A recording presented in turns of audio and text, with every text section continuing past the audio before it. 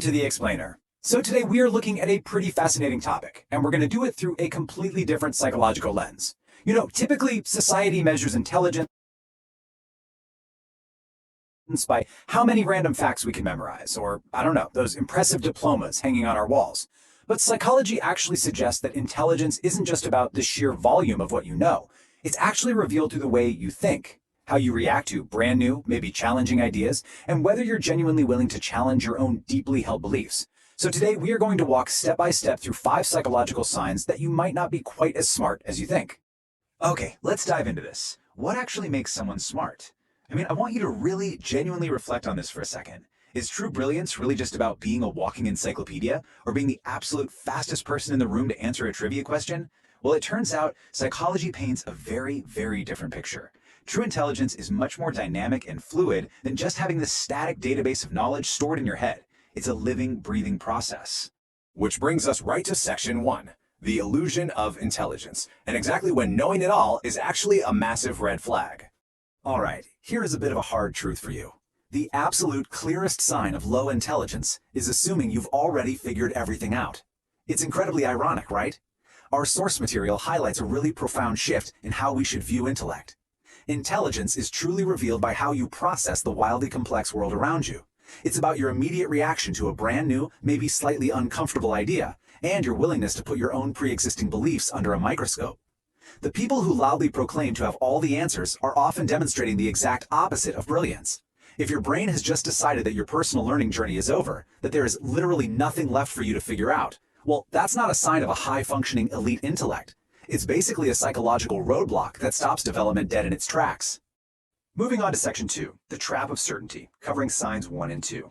As we go through these, I highly encourage you to treat this explainer like your own personal psychological audit. Let's see if you, or perhaps people you know, are falling into this trap of certainty. So the first sign is assuming you are correct pretty much all the time. Psychology connects this to a very specific, incredibly well-documented phenomenon known as overconfidence bias. This happens when limited knowledge creates a completely false sense of certainty. Think about it for a second. Truly intelligent people constantly question their own conclusions. They are actually incredibly comfortable with a healthy bit of self-doubt. On the flip side, those with lower mental flexibility tend to feel absolutely confident about nearly everything. If you almost never doubt yourself, psychology suggests there's a very good chance you are overlooking something absolutely critical. And this brilliantly illustrates our second sign, refusing to change your opinion. It really boils down to a battle between rigid thinking and growth thinking. Rigid thinking is basically clinging to your opinions just to protect your pride or, to make sure you win an argument. But growth thinking? That is vastly different. It's adjusting your beliefs when convincing evidence appears. Changing your mind isn't a weakness as some people might fear. It is a fundamental sign of cognitive growth. Psychology shows us that intelligent people let the evidence guide them. Refusing to change your mind totally prevents improvement, whereas dynamically adjusting your perspective to align with new facts, now that is the true hallmark of a highly capable mind. Let's move on and see how this builds into section 3, the nuanced blind spot, which is our third psychological sign. Think about the words always, never, or it's obvious. Do you ever catch yourself using these phrases a lot when you're hashing out complex issues? We all know that life is rarely just black or white. Yet some people consistently reduce incredibly complex real-world issues into these absolute definitive statements.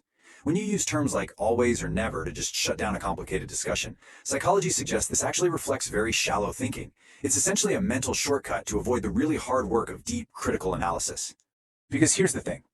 Genuine intelligence recognizes that most situations have layers, right? They have nuance. An intelligent mind doesn't just jump to the easiest, most comfortable, or most obvious conclusion. Instead, it actively hunts for those hidden layers, the rare exceptions, the vast gray areas of life. If you are constantly boiling the world down to simple black and white absolutes, you are effectively blinding yourself to the true, messy complexity of reality. Moving right along to section 4, the curiosity deficit, our fourth sign. Curiosity isn't just some cute trait for kids. It is heavily linked to adult intelligence. In fact, people who don't ask why or how often remain totally stuck with a surface-level understanding. The exact moment you believe you know enough about a subject, your learning starts to slow down. It just halts. Psychology shows that curiosity is the vital engine that keeps the brain learning and expanding. If you aren't regularly asking, hey, why did this happen? Or how does that actually work? You are depriving your brain of the very fuel it needs to grow. You remain safely stuck on the surface, while the truly intelligent minds are constantly diving deep into the unknown. And that brings us to the real climax of our psychological self-assessment today.